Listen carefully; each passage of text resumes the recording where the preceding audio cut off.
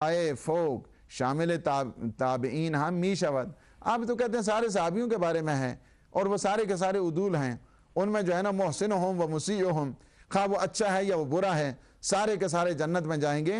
تو یہ جو آیت ہے یہ آیت خود تابعین کو بھی شامل ہے. والسابقون الاولون من المہاجرین والانصار, جو ان کے ماننے والے ہیں ان کو بھی شامل ہے. وہ منظور از تابعین ہم ان کو ان کے اشارہ کر دیں تمام کسان اسن کا روش مہاجرین و انصار نخستین و برنامہ آنہا پیروی میں کنن. اور کہتے ہیں کہ میں نے پہلے بھی اس بات کی طرف اشارہ کر دیا ہے کہ تابعین وہ ہیں کہ جو اصحاب کی وہ جو مہاجرین ہیں یا وہ انصار ہیں ان کی راہ و روش پر, ان کے طریقے پر, ان کے سلیقے پر چلنے والے ہیں, وہ بھی اس میں ہیں. اور ان کے لیے نہیں ہے, ان کے لیے کہا کہ وہ اچھی جو باتیں ہیں نا اس کی پیروی انہوں نے کرنی ہے, بری باتوں کی پیروی نہیں کرنی ہے, وہ بھی تو اس میں شامل ہے. روش نخستین و برنامہ آنہا پیروی میں کنن بنابراین بائے تمام امت استثناء اہل نجات باشیں. اس کا مطلب یعنی یہ ہے کہ یہ جو کہا گیا ہے اس نظریے کے تحت اگر مانا جائے تو پھر کوئی آدمی جو ہے نا وہ جہنم میں جانے والا نہیں ہے, بلکہ سارے کے سارے جو ہے نا وہ اہل نجات ہیں, اس لیے کہ وہ ان کی پیروی کرنے والے ہیں. ان کی پیروی جو ہے نا جس انداز کے ساتھ بھی ہو, محسن ہوں و مسیء ہوں, خواہ وہ اچھے انداز کے ساتھ عمل کریں یا وہ برے, اچھائی کریں یا برائی کریں. اما ان کے در حدیث محمد ابن کعبرہ از این موضوع جواب دادا شدے کہ خداوند تابعین قید احسان را ذکر کر دے. حالانکہ جو ہے نا وہاں پہ یہ بات ہے کہ نیکی کی صورت میں ان کی پیروی کرنی ہے, برائی کی صورت میں ان کی پیروی نہیں کرنی ہے. یعنی از برنامہ نیک و روش صحیح صحابہ پیروی کنت, نہ از گناہانشان ان کے جو نیک اعمال ہیں, اچھے اعمال ہیں, اچھے نظریات ہیں ان کی پیروی کرنی ہے, نہ کہ ان کے برے اعمال کی پیروی کرنی ہے. این سخن از عجیب ترین بحثاس کہتے ہیں نقد نہیں کی ہے, کوئی بحث نہیں کی ہے, کوئی تعدیل نہیں کی ہے, کوئی وہاں پہ جرح نہیں ہوئی ہے. کہتے ہیں کہ وہ این سخن از عجیب ترین بحثاس, کہتے ہیں یہ بات جو ہے نا بڑی بحثوں میں ڈسکشن میں بہت ہی زیادہ عجیب لگتی ہے, بہت ہی زیادہ, یعنی اتنی جو ہے نا وہ سٹرینج ڈسکشن ہے یہ کہ اس کو دیکھ کر ادھر سے کہا جا رہا ہے یعنی خود جو ہے نا وہ تعارض بھی ہے اور تناقض بھی ہے اس جہت کے ساتھ. ادھر سے ابھی کہا کہ سارے کے سارے جو ہے نا وہ صحابی جنت میں ہیں, خواہ جو ہے نا وہ نیک ہیں یا برے ہیں. اور وہیں پہ کہا نہیں, لیکن جو تابعین ہیں نا ان کے ماننے والے, ان کے پیروکار ہیں, انہیں چاہیے کہ ان کی نیک باتوں کی وہ اتباع کرنی ہے, اس کے اوپر چلنا ہے, اور ان کی بری باتوں کو نہیں لینا ورنہ وہ جہنم میں چلے جائیں گے. تو کہتے ہیں کہ یہ کیا ہے, ڈبل سٹینڈرڈ نہیں لگ رہا ہے کہ وہاں پہ تو بات یہ ہے اور یہاں پہ بات یہ ہے. تو یہ عجیب ترین ہی بات لگتی ہے, اس کے علاوہ اس کو عام انسان تو ویسے نہیں ماننے کے لیے تیار ہے.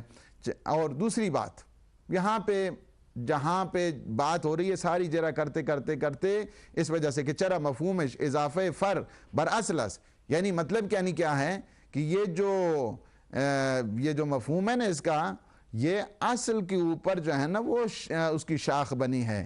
اصل میں یہ ہے کہ وہ جیسے بھی جس انداز کے ساتھ بھی اچھائی ہو یا برائی ہو دونوں صورتوں میں وہ جنتی ہیں. تو پھر فرع کے جو ہے نا اس کو جو ان کے ماننے والے ہیں ان کے لیے کیوں یہ دو قانون بن گئے ہیں. جائے کہ شرط نجات تابعان و پیروان صحابہ این باشد کہ در اعمال صالح از آنها پیروی کنند بطریق اولا باید این شرط در خود صحابہ بودا باشد. اگر تابعین کے لیے یہ شرط ہے کہ ان کے نیک اعمال کو دیکھیں تو صحابہ کے لیے بطریق اولا ہونی چاہیے کہ انہیں بھی نیک اعمال کریں گے تو جنت جائیں گے, برے اعمال کریں گے تو پھر جانے کی ضرورت نہیں ہے. بتعبیر دیگر خداوند در آئے فوق می گوید رضایت و خوشنودی او شامل حال ہمیں مہاجرین و انصار نخستین کے دارائے برنامہ صحیح بودن. حالانکہ آیت نے خود بتا دیا ہے کہ وہ کیا کریں, رضایت خدا اس صورت میں شامل ہو جائے گی. رضایت و خوشنودی او شامل حال ہمیں مہاجرین و انصار نخستین کے دربارے برنامہ صحیح بودن. بے احسان کہا گیا ہے وہاں پہ, نیک عمل کریں, اور وہ جب تک اتباع حق نہیں کریں گے اس وقت تک یہ جو رضی اللہ کا معیار ہے وہ پورا نہیں ہوگا. وہاں میں پیروان آنہاس اور ان کے جتنے بھی فالوور ہیں صاحب کو اسی پروگرام کے تحت جو ہے نا وہ جانا چاہیے آگے. نہ ان کی میخان مہاجران و انصار چھ خوب باشن و چھ بد مشمول رضایت خود قرار دیں. اس وجہ سے ایسی تھوڑی بات ہے کہ خواہ وہ جو ہے نا صحابی جو مہاجروں میں سے ہوں یا انصار میں سے ہوں، جیسے بھی ہوں، نیک ہوں یا برے ہوں، سارے کے سارے جو ہے نا وہ راضی ہو گئے ہیں، راضی برضا ہو گئے ہیں یا اللہ کی رضایت ان پہ آ گئی ہے. ایسی بات نہیں ہے.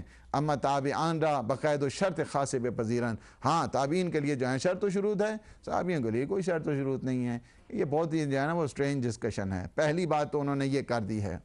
دوسری انہوں نے انالیسس جو کی ہے، حضرت آیت اللہ ناصر مکارم شیرازی نے کہا یہ باتیں آپ کو اس لیے بتائی جا رہی ہیں کہ آپ کو یہ بات واضح ہو جائے کہ بات کو کس قدر توڑا گیا اور پھوڑا گیا، توڑ پھوڑ کے جو ہے نا پیش کیا گیا، اور آدھی عبارت کو کھا لیا گیا، آدھی عبارت کو نقل کیا گیا، اپنے مفاد کی جو ہے نا میٹھا میٹھا ہپ ہپ اس مصداق کے جو ہے نا وہ بنتے رہے، جو وہاں کے اوپر دیکھا کہ نہیں یہاں تو ہمارے مزاج کے مطابق نہیں ہے، اس کو چھوڑ دیا گیا.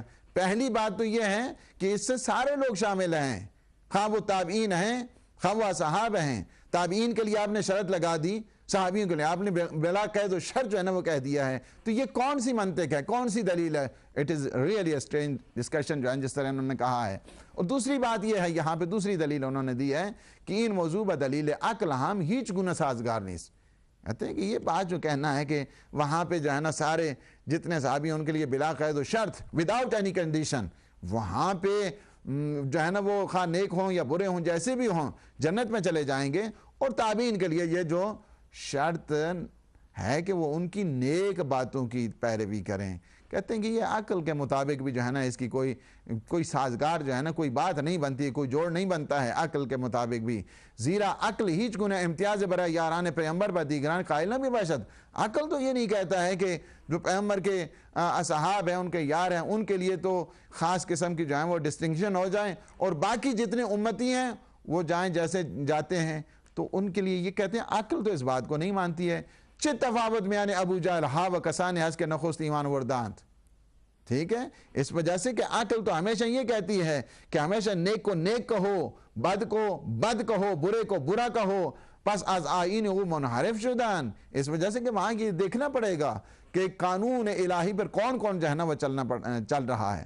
چنہ کسانے کے صالحہ کرنہا بعد از پیغمبر قدم این جہان گزاردن و فداکاری و جان بازی ہائے آنا در اسلام کم طرح زیاران نخستین پیغمبر نبود. یہ کیسے ہو سکتا ہے کہ جو پیغمبر کے صدیوں بعد آئے ہیں اور انہوں نے اس دنیا میں قدم رکھا ہے اور انہوں نے ایثار، قربانی، فداکاری، جان بازی اسلام میں ہر قسم کی اپنی جو ہے نا فداکاری پیش کی ہے، بلکہ وہ جو پیغمبر کے اصحاب ہیں انہی جیسی انہوں نے بھی فداکاری اور ایثار استقامت کی ہے، وہ اس میں شامل نہ ہوں اور وہ شامل ہو جائیں. بلکہ ان امتیاز را داشتن کے پیغمبر را نہ دینا، بلکہ ان کا یہ بھی ہے کہ انہوں نے پیغمبر اسلام کو نہیں دیکھا لیکن اس کے باوجود ان کی علم اور شناخت اور ان کی فداکاری اور ایثار اس منزل پر ہے کہ جس طرح ان یاران پیغمبر کا اس دوران تھا.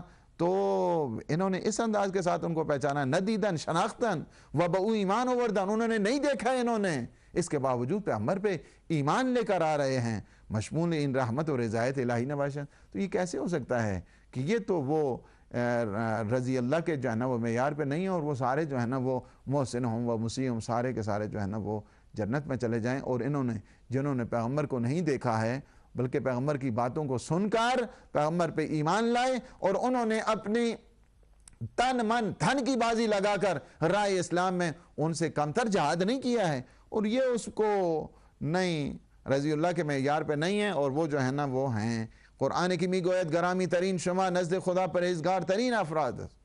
حالانکہ قرآن یہ کہہ رہا ہے، کیا کہہ رہا ہے قرآن؟ ان اکرمکم عند اللہ اتقاکم. یا ایھا الناس، اے لوگو ہم نے تمہیں مرد اور عورت سے بنایا ہے اور ہم نے تمہارے درمیان قبائل بنائے ہیں لتعارفوا، تاکہ تم ایک دوسرے کو پہچان سکو. ان اکرمکم عند اللہ اتقاکم، تم میں سب سے زیادہ بزرگوار، the most honorable person in the sight of Allah سبحانہ وتعالی، سب سے بزرگوار اور سب سے جو آنریبل آدمی ہے، باعزت ہے، با کرامت ہے، مزاج شرافت اگر دیکھنا ہے تو اس میں اس آیت میں دیکھیں. اور میں کہ اللہ کے قرآن تو یہ کہہ رہا ہے گرامی ترین شما نزد خدا پرہیزگار ترین شما، تم میں سب سے زیادہ جو ہے نا با کرامت شخص وہ ہے کہ جو بات تقوی ہے چکونا ان تبیز غیر منطقی رامی پسند ہیں. کہتے ہیں کوئی جرا نہیں کی، کوئی تعدیل نہیں کی ہے. کہتے ہیں کہ یہ کس طرح غیر منطقی ڈسکریمنیشن جو ہے نا اس کو عقل تسلیم کر سکتی ہے. چگونا این تبعیض غیر منطقی را می پسندن. مجھے کہتے ہیں مجھے سمجھ نہیں آتی ہے کہ یہ جو illogical ڈسکریمنیشن جو کی جا رہی ہے لوگ کس طرح اس کو پسند کرتے ہیں. قرآن کے دربارے آیات مختلف وظالمان و فاسقان لان بھی کنت. قرآن تو کہتا ہے آپ نے مختلف آیتوں کو لعنت اللہ علی الکاذبین، فاسقین، کاذبین پر، منافقین پر اور فاسقوں پر اللہ نے ایک طرف تو لعنت کی ہے اور انہوں نے کہا کہ وہ انہار مجھے بھی عذاب الہی سے مردن، اور انہیں جو ہے نا وہ عذاب الہی کی کیا ہے نوید دی ہے. چکونا یہ مسونیت غیر منطقی صحابہ را در برابر کیفر الہی میں پسند ہے. کہتے ہیں کہ یہ جو illogical، یہ جو اس کو کہتے ہیں نا کہ بالکل غیر منطقی، کہ اس میں کسی قسم محفوظ کہہ کر کے کہ ان کے لیے کوئی کسی قسم کا اللہ کی طرف سے کیفر الہی یا وہاں کے اوپر